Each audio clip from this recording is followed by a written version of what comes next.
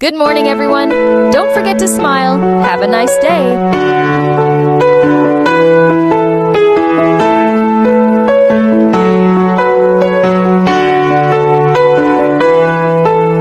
Marami rin akong pinagdadaanan at may mga oras na ramdam ko ang bigat ng lahat. Hindi laging madali. At madalas, nararamdaman ko na parang hindi ko na kaya. Pero alam ko na hindi ako nag-iisa. Lahat tayo may mga pagsubok at kahit mahirap, pinipilit ko pa ring magpatuloy. Gusto kong manatiling matatag kahit na ang dami ng mga problema.